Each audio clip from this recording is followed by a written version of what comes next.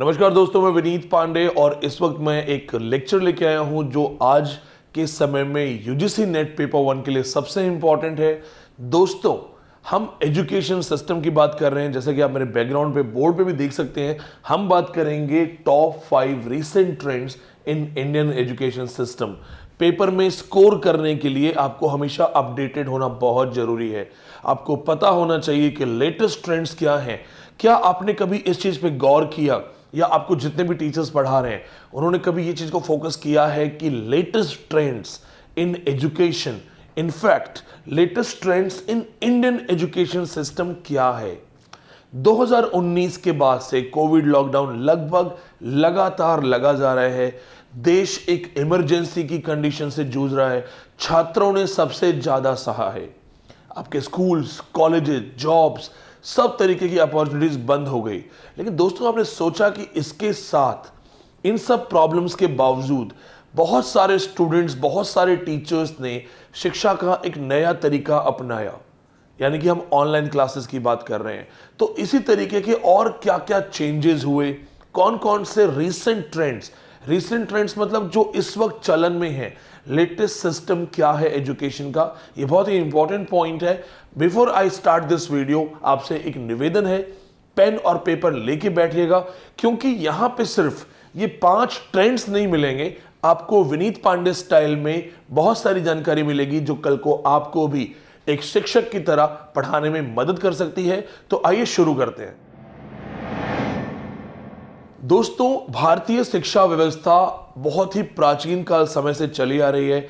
हमारे यहाँ पे शिक्षा को बहुत महत्व दिया जाता है। आपने महाभारत, रामायण काल के समय में भी ये चीजें पढ़ी होंगी, देखी होंगी ये सब चीजें, कि वहां पे ब्रह्मचर्य आश्रम जो था, ये पहला आश्रम था जो शुरू से, जन्म से लेकर के लगभग 25 साल की अवस्था तक बच्चा सिर्फ और सिर्फ पढ़ाई पे ध्यान देता था, घर से दूर रहता था, गुरु के पास रहता था और तैयारी करता था। लगभग जिंदगी का 1/4 भाग एजुकेशन को दिया गया था। आप में से बहुत सारे लोगों को पता है कि हमारे धर्म की, हमारे हिंदुस्तान की सबसे बड़ी परंपरा है, उसमें से एक है शिक्षा परंपरा, शिक्षा व्यवस्था। आप में से बहुत सारे लोगों के लिए लाइंस बहुत अच्छी हैं। मैं आपसे निवेदन करूंगा ये लाइंस जरूर नोट करें। काकचेष्टा बको ध्यानम श्वान निद्रा तथैव च अल्पाहारी गृह त्यागी विद्यार्थी च पंच लक्षणम।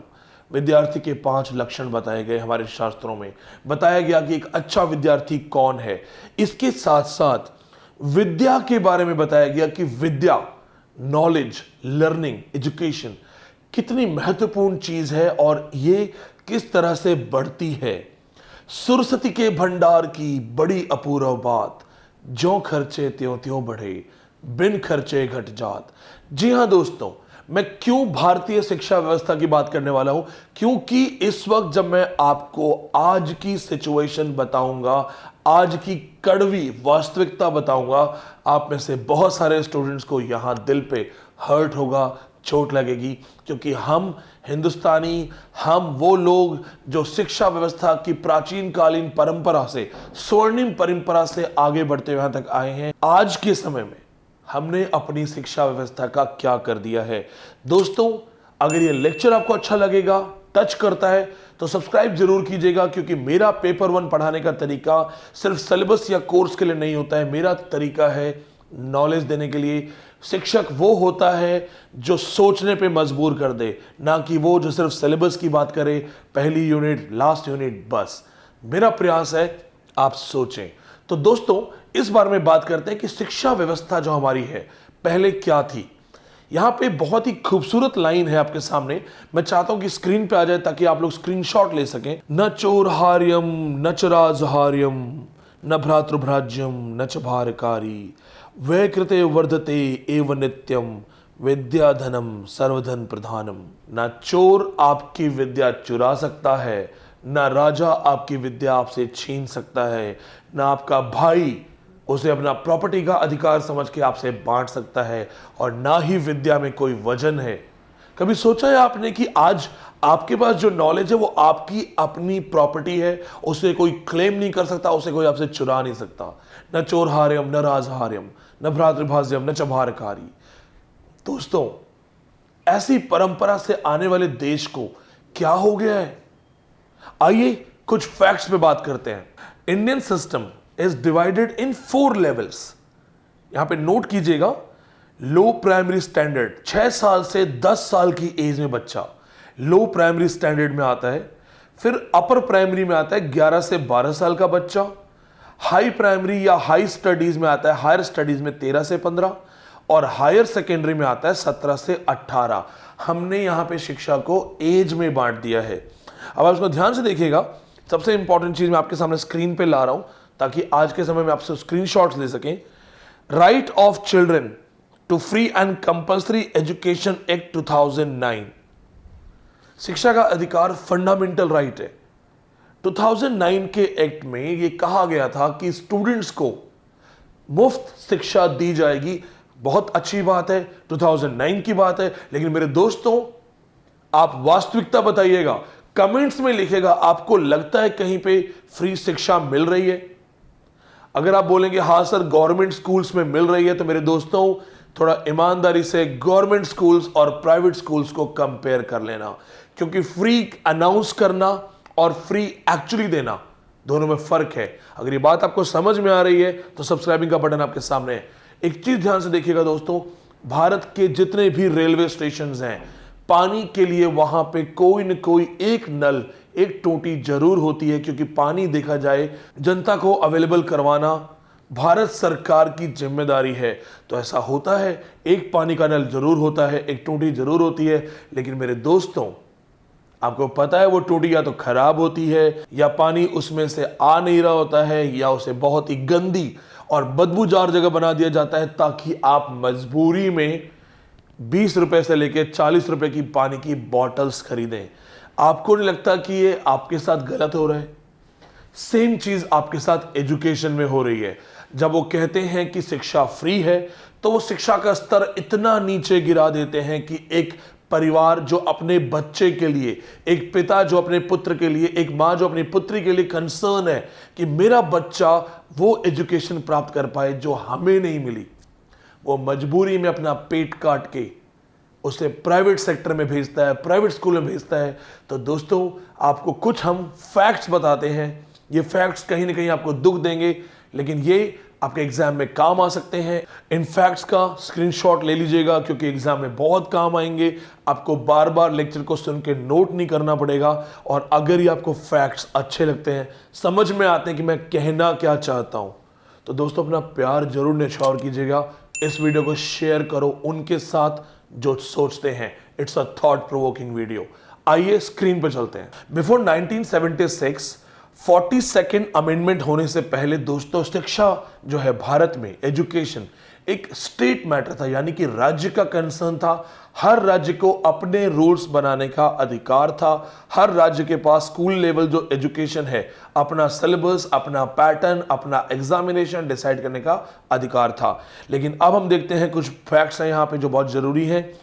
2000 के बाद से, सिंस 2000, वर्ल्ड बैंक ने हमें $2 बिलियन दिए हैं फॉर एजुकेशन सेक्टर।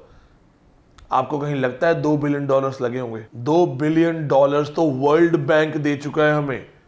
अच्छा लगा ना सुन के एजुकेशन के लिए? अब एक कड़वा सच बताता हूं, 25% गवर्नमेंट टीचर्स हर दिन छुट्टी लेते हैं। ये फिक्स 25% नहीं है, लेकिन हर दिन government teachers, government school teachers का अगर हम परसेंटेज निकालें तो 100 में से 25 टीचर हर दिन ऑफ पे रहते हैं, कोई न कोई छुट्टी लेता ही है। हर दिन भारत में 25% सरकारी टीचर छुट्टी पे होते हैं। आप अंदाजा लगाइए, ये 1/4 है। 2019 में भारत में 900 यूनिवर्सिटीज थी, 40,000 कॉलेजेस थे। क्या आप जानते हैं दोस्तों, सेंट्रल यूनिवर्सिटीज में जो अदर कैटेगरी कोटा है वो 50% है, लेकिन महाराष्ट्र में लगभग ये जो कोटा जाता है ये 73% के आसपास जाता है। According to the survey of 2014 के सर्वे के अकॉर्डिंग बताया। अब आप ये देखिएगा कि 2016 के सर्वे में भारतीय स्कूलों की कंडीशन क्या है। और मैं यहां पे मेंशन करूंगा गीता गांधी को। मैंने गीता गांधी की रिपोर्ट के रेफरेंस लिए हैं, क्योंकि जब मैं लेक्चर्स बनाता हूं या मैं वीडियो बनाता हूं तो मुझे लगता है फर्स्ट हैंड सोर्स पे जाया जाए। तो यहां पे मैं गीता गांधी का रेफरेंस ले रहा हूं, उनकी स्टडी है, उनके सर्वे हैं, कुछ और लोगों के सर्वे भी हैं। टोटल रिपोर्ट अब आपके सामने आएगी। 2016 एनुअल सर्वे हुआ था ASER का, annual survey of education report, या आपने स्क्रीन पे देख सकते हैं। 3.5% schools had no toilet, 26% schools had no drinking water। सोचिए, सोच के देखिए कैसा लगता है। 3.5, 3.5 स्कूल्स में टॉयलेट नहीं है। कहां जाते होंगे बच्चे हमारे, टीचर्स कहां जाते होंगे? और लगभग 26% स्कूलों में पानी नहीं है। दोस्तों वैसे कैसा लग रहा है? हम भारतीय परंपरा की बात करते हैं, शिक्षा व्यवस्था की बात करते हैं, हमारा स्टूडेंट सबसे ज्यादा प्रताड़ित है, हमारा स्टूडेंट सबसे ज्यादा विक्टिमाइज्ड है, और मेरा टीचर, हमारा टीचर, आप लोग जो प्राइवेट सेक्टर्स में टीचर हैं, मुझे बहुत दया आती है आपके साथ किस तरह का व्यवहार होता है। आपको टीचर की इज्जत तो नहीं मिलती, मैं जानता हूं। अगर आप प्राइवेट सेक्टर में हैं तो आप क्लर्क भी हैं, आप प्यून भी हैं, आप ही वहां पे गेट खोल रहे होंगे, आपसे 36 काम करवाए जाते होंगे अपार्ट फ्रॉम टीचिंग। कभी ऐसा होता है कि आप टीचर और आपको छुट्टी दे आपका प्रिंसिपल कि आप अच्छे से पढ़ाइए, अच्छे से पढ़िए, लेक्चर अच्छा होना चाहिए? नहीं, आप पढ़ाइए, खाली टाइम में क्लरिकल काम कीजिए, खाली टाइम में कुछ नहीं तो लोगों के किसी और सब्जेक्ट की क्लास में खड़े रहिए। इधर का टीचर इधर भेज देते हैं, इधर का टीचर इधर भेज देते हैं। क्या ये आपके साथ अत्याचार नहीं है? 24.5% स्कूल्स में लाइब्रेरी नहीं है। लाइब्रेरी स्टूडेंट की सबसे अच्छी दोस्त होती है, वो नहीं है वहां पे। सोचिए, सिर्फ सोचते जाएगा मेरे दोस्तों। 39% स्कूल्स में गर्ल्स टॉयलेट नहीं है। 35.5% स्कूल्स में प्लेग्राउंड नहीं है। स्वामी विवेकानंद ने कहा था, भारत को गीता की नहीं बड़े बड़े मैदानों की जरूरत है। क्यों नहीं सुनते हैं इनकी? हमारी लड़कियां कहां जाएंगी वॉशरूम, कहां जाएंगी टॉयलेट? क्या भारत एक बड़ी अर्थव्यवस्था और हर चीज में नंबर 1 हो रहा है, जरूरी है हम हथियारों की रेस में आगे बढ़े? क्यों ना हम पढ़ाई की रेस में आगे बढ़े? ये जो रियलिटीज हैं ये मेट्रोपॉलिटन सिटीज की नहीं है, ये भारत के 5 लाख गांव के अंदर बसे हुए स्कूलों की कंडीशन है। क्यों ना प्राइवेट सेक्टर आगे बढ़े? प्राइवेट स्कूल इसीलिए आगे बढ़ जाते हैं क्योंकि गवर्नमेंट स्कूल्स के अंदर कोई न कोई ऐसा है जो अपनी जिम्मेदारी से काम नहीं कर रहा है, और अगर करना चाहता है तो उसको फंड्स रिलीज नहीं हो रहे हैं, और ये जिम्मेदारी तय करना बहुत जरूरी है। Guys, that was my style, Vineet Pandey style of teaching students, making them think. मैं चाहता हूं कि आप वास्तविकता को देखें। जब आप देखें कि शिक्षा व्यवस्था क्या है, आप ये भी देखें कि शिक्षा के अंदर क्या हालात है आज के समय में। और दोस्तों, मेरे वो दोस्त जो इस वक्त इस वीडियो को देख रहे हैं और फील कर रहे होंगे कि विनीत सर ने बात बहुत सही कही है, एक आदमी ऐसा है जो छात्र छात्राओं के दर्द को समझता है, तो मैं आपसे भी एक बात कहना चाहता हूं कि कोई बात नहीं, जितनी समस्या वो दे रहे हैं उतना ही मजबूत हम हो रहे हैं। खूब हंटर मारिए है चोट से रिश्ता घना, खूब हंटर मारिए है चोट से रिश्ता घना, ओखली के धान हैं उजले ही होते जाएंगे। आइए दोस्तों, इस चीज के साथ अब हम बात करते हैं 5 रीसेंट ट्रेंड्स। आपने स्क्रीन पे देख सकते हैं। नंबर 1 ट्रेंड जो हमारे पास है इस वक्त ऑनलाइन एजुकेशन के अंदर आ रहा है, shift towards non conventional courses. Shifting towards non conventional courses, यानी कि conventional courses BA, MA, BCom, BSc, अब हम ग्राफिक्स में जा रहे हैं। वीडियो एडिटिंग के कोर्सेज शुरू हो गए हैं, डिजिटल मार्केटिंग के कोर्सेज शुरू हो गए हैं, डाटा एनालिसिस के कोर्स शुरू हो गए हैं। अभी बहुत सारे नए नए कोर्सेज आ गए हैं। स्टूडेंट्स का रुझान उन कोर्सेज की तरफ जा रहा है। बहुत सारी प्राइवेट कंपनीज को डेटा एनालिसिस की ज़रूरत होती है, वो उनको हायर कर रहे हैं। बहुत सारे लोगों को ग्राफिक्स डिज़ाइनर या डिजिटल मीडिया प्रमोशन की ज़रूरत होती है। तो अभी क्या हुआ है कि पहले के जो कन्वेंशनल कोर्सेज थे, जब से कोविड आया, ऑनलाइन चीज़ें शिफ्ट हुई, वर्क फ्रॉम होम चीज़ें शिफ्ट हुई, कुछ नए कोर्सेज डेवलप हो गए और अब लोगों ने वहां पे अप्रोच करना शुरू कर दिया है। आपने देखा होगा कि नई शिक्षा नीति और UGC के नए नॉर्म्स के अनुसार अब आप 2 डिग्री एक साथ कर सकते हैं। तो यहां पे कौन कौन से कोर्सेज हैं मैं आपको स्क्रीन पे डाल रहा हूं, इनको नोट कीजिएगा। ये लिस्ट है दोस्तों वोकेशनल कोर्सेज की, इसकी हेडिंग वोकेशनल कोर्स है। इसमें देखिएगा कौन कौन से हैं। Number 1 video editing, number 2 design thinking, number 3 fashion marketing, number 4 PR activity, number 5 communications, number 6 e-commerce, number 7 hospitality, number 8 food and catering, number 9 data science, number 10 machine learning, number 11 artificial intelligence and edutech programs. अब दोस्तों उसके बाद आता है number 2। Number 2 जो बड़ा shift है वो है वर्चुअल लर्निंग का। कोविड-19 के कारण हम सब खुशी से या मजबूरी में शिफ्ट हुए ऑनलाइन लर्निंग के लिए। आपने देखा होगा बहुत सारी फोटोज वायरल हुई थी, जो हमारे स्कूल टीचर्स थे वो कभी मोबाइल को किसी लकड़ी में फंसा रहे हैं, किसी ईंट में फंसा रहे हैं और अपने बच्चों के लिए लाइव क्लासेस करने की कोशिश कर रहे थे। ये भी बहुत दुखद है, बहुत दुखद है दोस्तों। ये कभी आपने सोचा है कि आपका टीचर लाइव क्लास ले रहा होता है, वो टीचर लाइव क्लास कैसे करता है? मोबाइल इंटरनेट से 2 GB इंटरनेट उसका एक क्लास में खत्म हो जाता है। एक टीचर को 4 क्लासेस करनी है मिनिमम, या 5 क्लासेस करनी है। प्राइवेट सेक्टर में तो 8-8 क्लासेस करनी होती हैं। वो टीचर की पर्सनल लाइफ मोबाइल इंटरनेट तो बचता ही नहीं होगा। और वही चीज स्टूडेंट्स के साथ है कि स्टूडेंट्स को डेटा 2 GB मिलता है। स्टूडेंट एक दिन में एक ही वीडियो देख पाता है, 5 से 6 क्लासेस नहीं ले पाता। क्या हमारी सरकार को नहीं पता कि इंटरनेट फ्री किया जा सकता है? क्या हमारी सरकार नहीं सोच सकती कि अगर हम इंटरनेट गांव में फ्री कर दें, शहरों में फ्री कर दें, तो हमारे बहुत सारे स्टूडेंट्स पढ़ाई कर सकते हैं? एक तरफ तो आप बोलते हो वेरी गुड, ऑनलाइन पढ़ाओ, ऑनलाइन पढ़ाओ, और ये क्यों नहीं बताते हो कि ऑनलाइन पढ़ाओ और इंटरनेट रिचार्ज कराओ और किसी को कमाई करवाओ, किसी को अमीर बनाओ? रियलिटीज बहुत अलग है दोस्तों। वर्चुअल लर्निंग जो है, वर्चुअल रीडिंग जो है, ये आपका सेकंड ट्रेंड है। इसमें एक पॉइंट नोट करना है, आप इसको नोट कीजिएगा। ऑनलाइन टीचिंग की वजह से बहुत सारे एप्स डेवलप हो गए हैं, तो ऑब्वियसली नई मार्केट शुरू हुई है। हालांकि दोस्तों जो मैंने कमियां थी वो बता दी, इंटरनेट का प्रॉब्लम है। लेकिन अगर हम प्लस पॉइंट देखें तो ऑनलाइन कोर्सेज में एक प्लस पॉइंट ये है कि रिकॉर्डेड लेक्चर्स हैं, रिकॉर्डेड वीडियोज हैं, रीच बहुत ज्यादा है। जो आदमी क्लास में 30 बच्चों को पढ़ा रहा है वो ऑनलाइन 3000 को पढ़ा सकता है।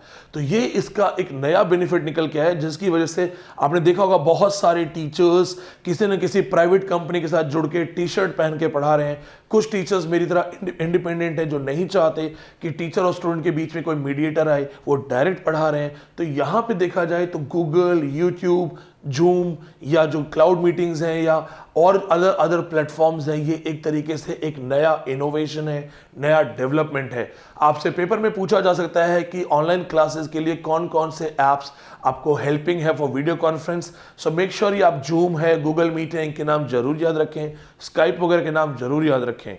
अब चलते हैं number 3, concept based learning any time anywhere.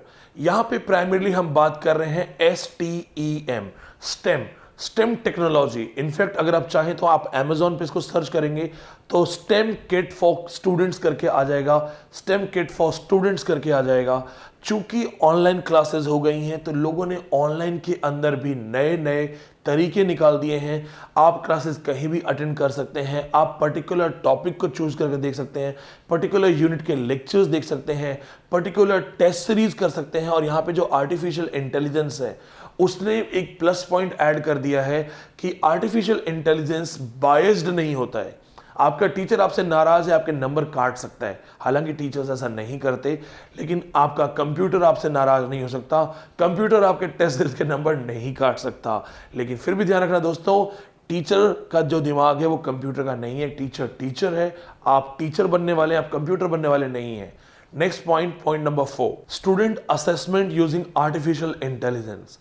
पहले आसान नहीं था स्टूडेंट्स का डेटा बनाना, लेकिन जब से ऑनलाइन टीचिंग्स हुई हैं, ऑनलाइन कन्वर्जन्स हुई हैं, आसान हो गया है स्टूडेंट्स का डेटा बनाना, उनके रिपोर्ट्स बनाना, उनका जो डेवलपमेंट है थ्रू टेस्ट सीरीज, उनको मेंटेन करना और एक सिंगल फोल्डर में आप हजारों स्टूडेंट्स की सारी डिटेल्स फीड कर सकते हैं, उनके टेस्ट में मार्क्स कैसे थे, उनकी परफॉर्मेंसेस कैसी थी, weekly test, monthly test, annual test में उनकी परफॉर्मेंस ग्रो कर रही है या नीचे जा रही है, ये सब मेंटेन करना आसान हो गया है आर्टिफिशियल इंटेलिजेंस के थ्रू। फॉर एग्जाम्पल मैं अपनी बात करता हूं, मैं लाइव क्लास के लिए मुझे सिर्फ एक लिंक बनाना होता है और वो लिंक उठा के हम मल्टीपल व्हाट्सएप ग्रुप्स में फॉरवर्ड कर देते हैं और मेरे सारे स्टूडेंट्स के पास 5 से 10 सेकेंड में वो लिंक पहुंच जाता है और एक साथ हजारों बच्चे आपकी क्लास के लिए आ जाते हैं।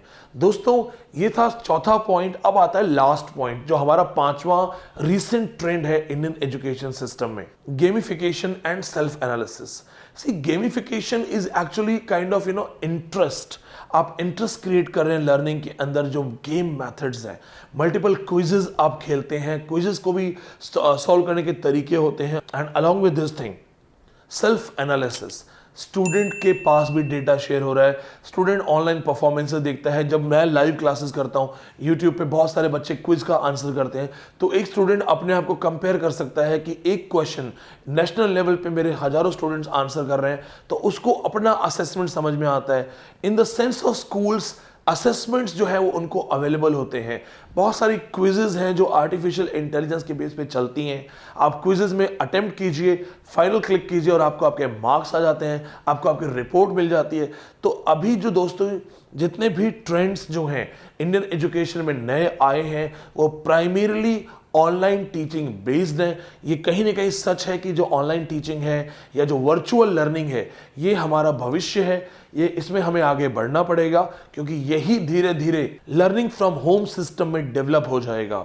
इसके साथ दोस्तों इस पूरे लेक्चर के अंदर जो आपको मैंने पॉइंट्स बताए हैं या कुछ परेशानियां बताई हैं या बताया है मैंने कि स्टूडेंट्स को हमेशा से सहना पड़ा है, सहना पड़ता रहेगा, मैं आपसे एक बात कहना चाहता हूं दोस्तों, सुखार्थिन कुतो विद्या विद्यार्थी कुतो सुखम। सुख चाहने वाले को विद्या नहीं मिलती है, विद्या चाहने वाले को सुख नहीं मिलता है। तो दोस्तों विद्या के पीछे भागते हैं, क्योंकि जैसा कि मैं आपको पहले बता चुका हूं, इसे कोई छीन नहीं सकता। कोई कितना भी हरास कर दे, कोई कितना भी आपको दबा दे, पढ़ना मत छोड़ना, तैयारी करना मत छोड़ना और अपने आलस्य को हटा दो। आलस से हट के, क्योंकि सुख चाहिए तो विद्या नहीं मिलेगी।